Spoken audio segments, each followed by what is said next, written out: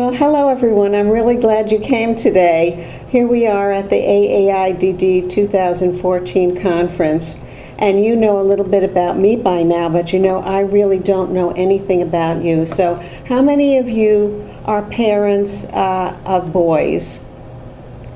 And how many of you are parents of boys who are past puberty? And how many of you are parents of girls who are past puberty? And how many of you have sexuality? Now, I should see every single person be raising their hands because you know everyone has sexuality, even you. And at different ages, sexuality is expressed differently, and it changes its form. It's important to remember that really parents are the first and most important sex educators of their children. Even when your children are not looking at you and you think they're not paying attention to you, really they are, and they're copying many of the things that you do as a man or a woman. So when does sexuality really begin? Most of the time, parents can ignore sexuality when their children are before puberty, but once they get to puberty, they can no longer ignore that. But sexuality really begins instantly as soon as the sperm from a man and the egg from a woman get together. Some very important things are determined about sexuality of that growing fetus. It's determined how cells will differentiate themselves to become female or male reproductive organs, and that will determine how what hormones will be produced in that person's body, and much of that will determine how their sexuality develops. And of course, during that formation period of the fetus, the biggest sex organ in a person's body is developing. No, not what you think. The biggest sex organ in a person's body is their brain, and that brain development is developing from the very first stages of growth.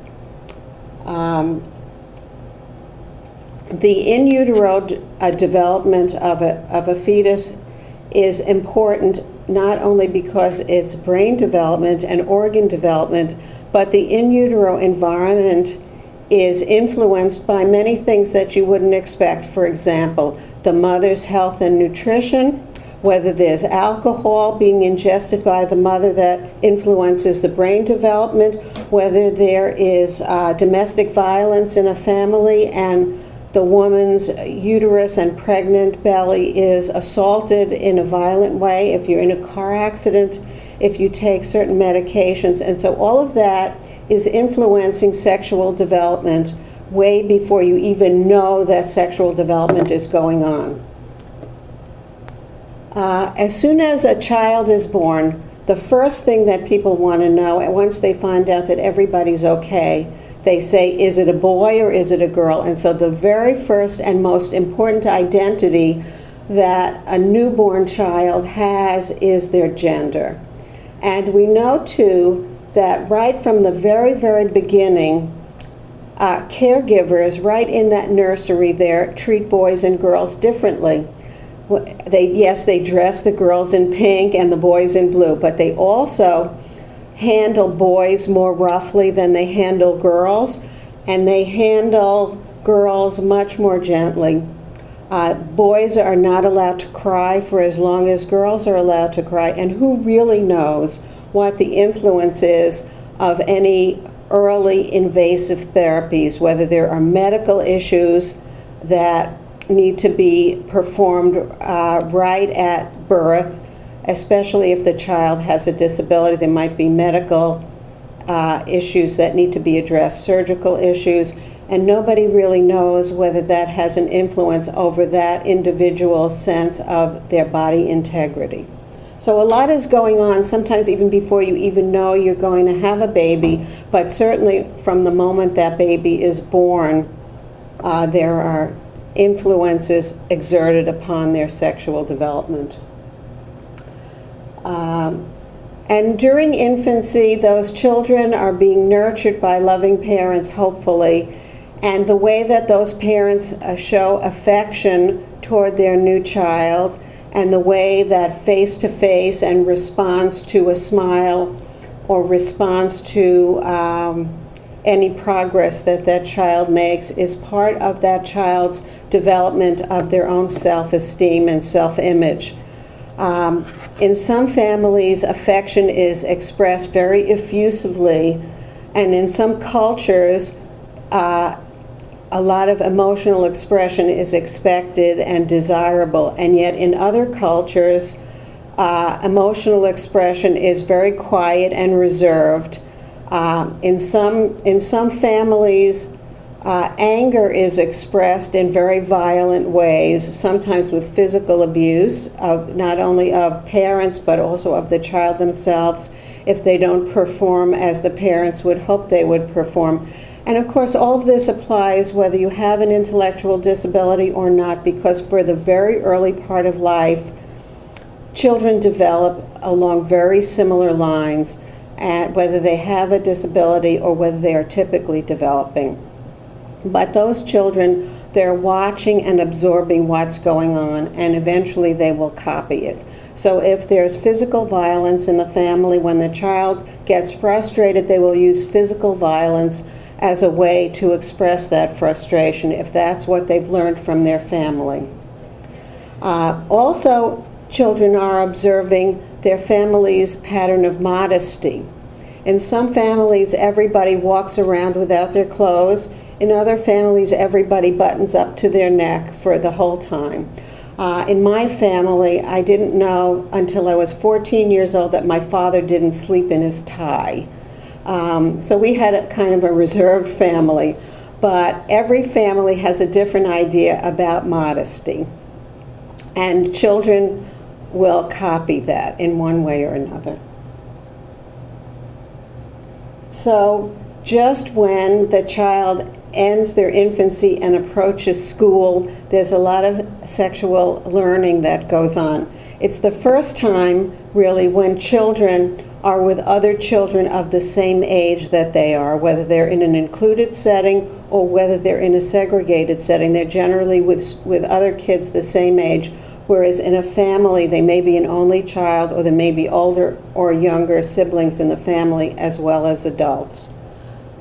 And so children begin the process of making friends and learning they have to get along with people that are not their family, who are less willing to tolerate any unusual behaviors, whether they're sexual or behavioral or academic. And so children need to begin to get along and learn how to cooperate in play situations.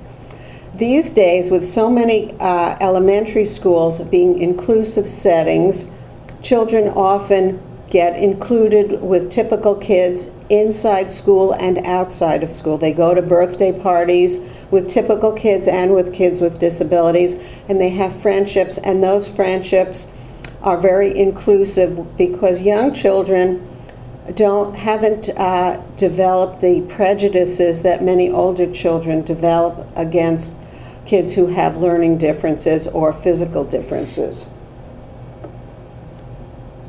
And then look what happens. Oh my goodness. Now you may be saying to yourself, she just has this child entering school. Now she's got puberty. Well, what age do you think puberty begins? No, not what you think. According to Jane Brody, the former health editor for the New York Times newspaper, says that these days puberty begins as early as age 6. So you get into school when you're 5, and then when you're 6, you start some of the changes that are about puberty. Now, they're not visible changes. They're chemical changes that are going on internally, but they're going on. Puberty starts approximately 2 years sooner these days than it did back when the earth was cooling when I was in puberty, if you can remember, if you can imagine that. So puberty begins very early, and this puts people who have a developmental delay at a great disadvantage, because in addition to being chronologically the same age as their peers, developmentally they are often much less mature socially, emotionally, intellectually, and experientially. And yet they're being asked to cope with some very adult emotions and adult feelings at a much more immature chronological age than ever before. And we know that typical kids have a lot of difficulty as they enter puberty coping with that, and those with intellectual disabilities are likely to have even greater disabilities, since the disparity between their physical maturity and their emotional and social maturity is greater than for a typical kid. And so a lot of things happen at puberty, and a lot of things have to change. The obvious changes are physical changes. Girls get bumps in their sweaters, and boys get hair on their arms and other places that they never expected to get that. They get more muscular, there's a growth spurt, and for typical kids there is an intellectual growth spurt that occurs in a less pronounced way among people who have an intellectual disability. And so the differences in intellectual achievement become more apparent as puberty gets underway. Often health ed classes are where kids learn about sex education. But what we found is that the pace of learning in a health education class that's an included class goes way too fast for kids with intellectual disabilities to keep pace, and is oriented in a very different direction to kids who are more socially mature, have had a different array of experiences, and who can catch on to the information much more quickly. And so a lot of times kids who are in an included health education class say things to me like, I'm afraid to go to school because in health education I learned that teenagers drink alcohol and have sex and do drugs, and I'm afraid of them.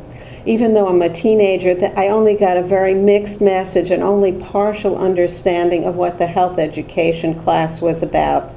And so it becomes important at this point for there to be a little bit of a digression from that inclusion and some special support given to pubescent youngsters with intellectual disabilities in a smaller setting with some more intensive training, not so much to be Masters and Johnson, but really about how to manage the demands of puberty and some of the social as well as the physical demands placed on kids with less ability to begin with. And what schools do can only do so much, and really parents at home really need to support and practice with their youngsters, because the schools don't really have the ability or the inclination to do so. Scripting of what to do to show somebody that you like them, develop scripts and practice them.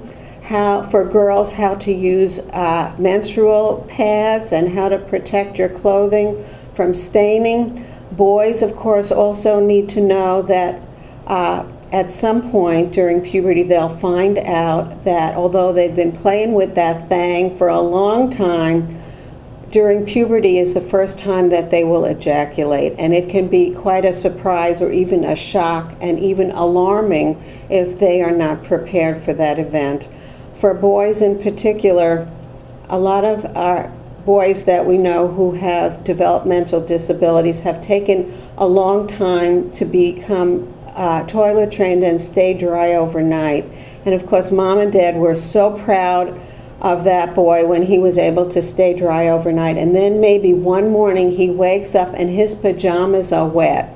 And he's thinking, oh my goodness, mom and dad are going to be so disappointed because I wet my pajamas again. And this, if they're not prepared for the event of a wet dream or a nocturnal emission, that they can be very upset by that event, and it can lead to some unusual behaviors like flushing your pajamas down the toilet so mom won't find out about it.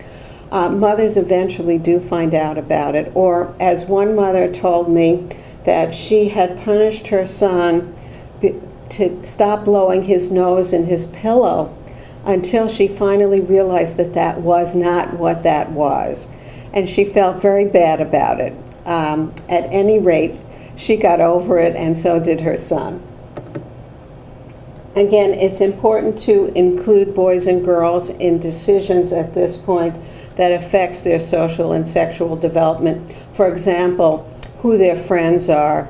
You may be friends with the parents, and it may be very convenient for you to have your child friends with their child. However, the child may not like that child, or may find that they like someone who's less able or more able than they are, or who lives on the other side of town, which makes it kind of inconvenient. But it's important to acknowledge that the child has opinions now and to support them in any way that you can. So there we go. Those are some of the more obvious changes that happen.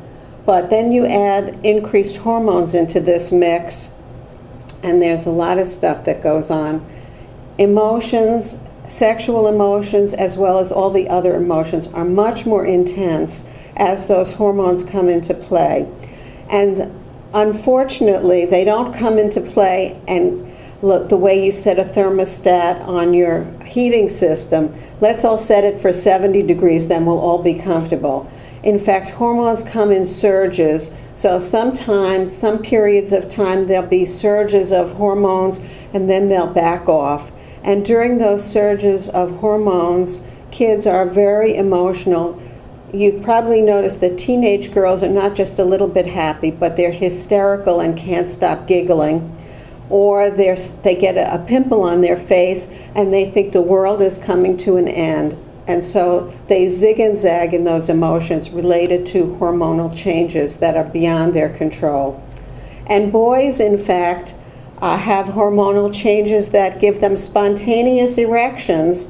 And Mrs. Jones, the spelling teacher, is not happy when she sees Billy with an erection when he's supposed to write the spelling words on the blackboard.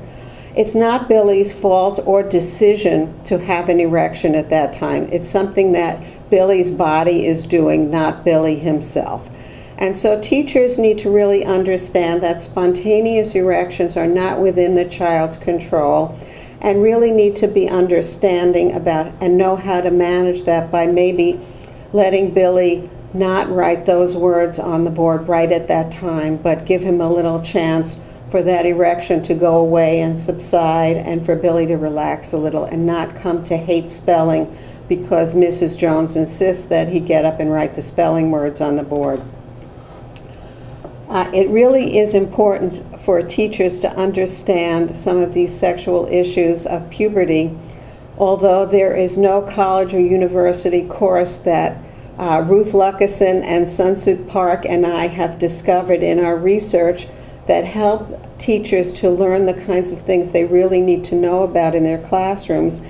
A study we did at the University of New Mexico really yielded the fact that it's my course at the University of New Mexico that's the only one we could find. So that leaves a lot of teachers really not knowing what to do when sexual issues interfere with learning in their classroom. And if you think teachers don't know about it, parents don't know about it either. In fact, parents have been able to ignore sexuality until something goes wrong. And then when things go wrong, they really have to kind of backpedal and see what is it that they missed out and how can they make it up to their kids now. Again, masturbation issues arise. They arise at school when a boy has a spontaneous erection or a girl becomes aroused spontaneously. To understand that that feeling will go away if you focus your attention on something else, and fortunately or unfortunately, it will come back again, maybe at a more convenient time. But it is not within the child's control as to when that happens. And this applies not only to kids with disabilities, but to kids without disabilities as well. The kids without disabilities are often able to figure out on their own what to do. For example, boys will learn to wear a very long sweatshirt when they go to school so that if they are aroused, it won't be obvious to the other kids in the class or to their teacher. Kids with intellectual disabilities don't know what to do, and it's kind of an overwhelming urge that they want to get some relief of that. And so they often do inappropriate things to get relief. Sometimes they get sent down to the principal's office for it. Sometimes mother has to come to school. And sometimes they get an understanding teacher who understands what's going on and doesn't make a big deal out of it. Again, this is the time where new standards for modesty have to be put into place with some strictness, because once a child's body is mature looking, the culture that we live in will not tolerate sexually inappropriate behavior. When a child has an infantile body, people say, oh, it's just a little boy or it's just a little girl. So what if he peed on your shoe at the supermarket? No big deal, it's just a little boy. But if that boy has a mature body, or that girl lifts up her shirt and she has a maturely developed body, there will be a lot of embarrassment to the family. And if it's more intense than that the error is, there may even be some police involvement and community sanctions against that person and their family, and very unpleasant. Once a child looks grown up, the community expects that they act that age. You've all been to the nail salon and you see little girls come in, they're wearing little high-heeled shoes, they've got very grown-up looking bodies, they're getting manicures and pedicures, and they're dragging a Barbie doll or a teddy bear with them. I think that exemplifies that their bodies are very grown up, but they're still little girls in many other ways. And I think this is the struggle, especially for our people with intellectual disabilities, who are more likely to want to cling to some of those juvenile behaviors for way longer. Sometimes social acceptance at school becomes very different. Being accepted becomes very important to teenagers, especially as they're adjusting to the changes in their own feelings and their own physicality. They are much less willing to accept difference in others. And so the friendships from elementary school may not survive puberty. Teenagers need to have the same kind of sneakers, the right kind of music, wear the right kind of shirt, and anyone who deviates from that is an outsider. Sometimes the friendships that were formed in elementary school are undermined by family members. For example, a typical child in the 7th grade or 8th grade is ready perhaps at the mall to be there on their own for periods of time. And John and Bill used to go to the mall with one of the mothers or one of the dads. But Bill's mother says John needs to have supervision all the time when he's at the mall. He can't have that degree of independence. Whereas the typical child's parent recognizes their child needs more independence. And so those trip to the mall activities stop, and some of the bonds of friendship are no longer viable because parents intercede as their child needs more or less supervision. The friendships that do survive, sometimes they change into helping friendships, which are very valuable but not the same as having a peer friendship. So helping Johnny to do his Cub Scout project is very nice for a typical kid to help his friend with the project, but in fact the car may end up being more perfect, but it won't be the child's work, and the child who has the disability will not have benefited from the experience of making a car, imperfect as it may be. And these are all important things for parents to know so that they let their child do what they can instead of aiming for perfection. Sometimes interest in the opposite sex develops both in typical boys and girls and in boys and girls with intellectual disabilities. However, sometimes the person with intellectual disabilities does not know how to express that interest in ways that are more conventional, and so may be interested in touching a girl in their class or even their teacher or even their mother, and just as a way of exploring what is it like and knowing what the opposite sex is like. Of course, these are not behaviors that need to be encouraged, and they should be discouraged, very strictly discouraged. So friendships change, and we've talked a little bit about that. At this time also, because of the intellectual surge that occurs with puberty, the interests of friends may start to differ, and the bonds that held kids together, that they played together, no longer apply, and so they're interested in different things. I can't underscore enough how important it is not to overvalue a friendship of a person with a disability with a typical friend.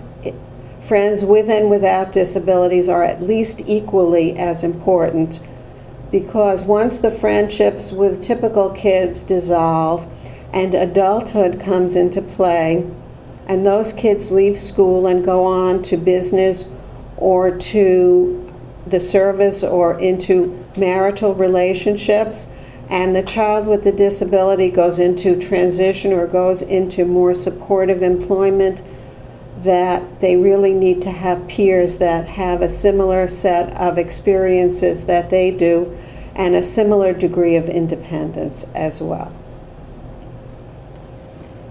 I think we talked about a lot of this. Disability prejudice. Now, not what you're thinking. A lot of times if parents tell their kids with disabilities that it's better to have a friend without a disability, the kids with disabilities develop a prejudice and say, I'm not going to participate in disability-related activities or have friends with disabilities because they're not important. I want to have typical friends. I want to marry the cheerleader. I want to marry Britney Spears. And if you don't look like Britney Spears, I don't want anything to do with you.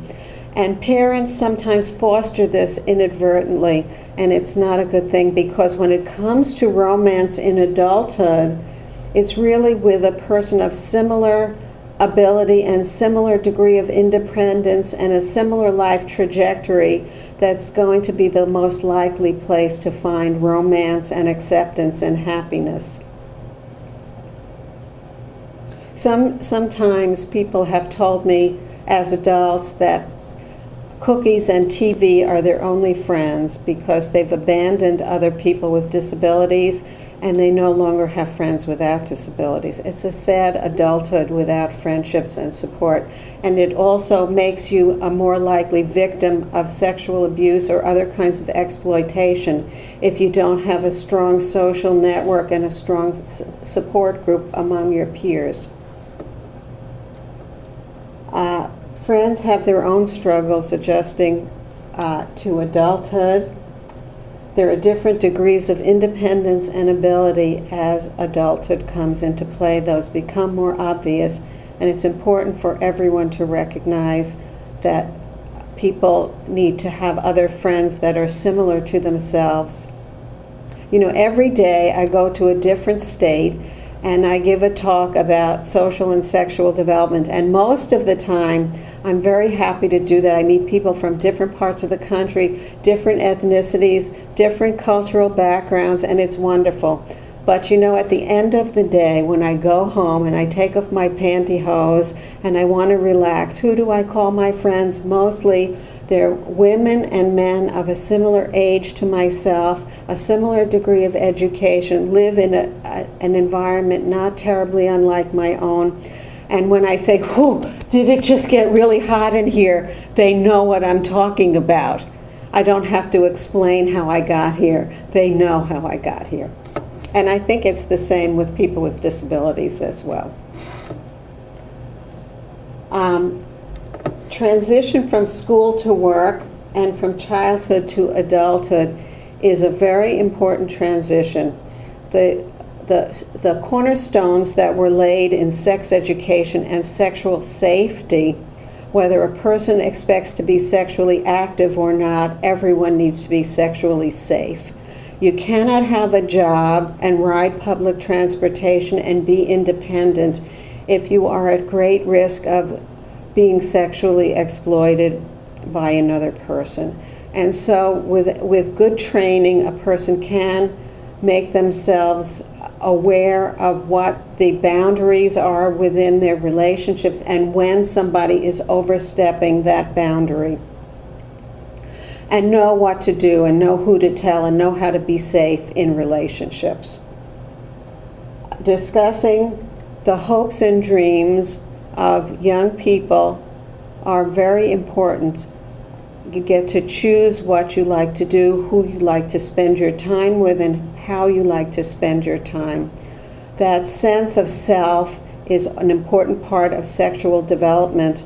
And in these days, when we look at person-centered planning as one of the ways that we engage people in forming their map of how their future life will be, unless a person has felt comfortable in expressing themselves and safe from ridicule by their parents or teachers, that they will say, I don't like to do this, or I do want to do this. I like this day program. I like going to school, or I want to be friends with Bill or Mary or Harriet.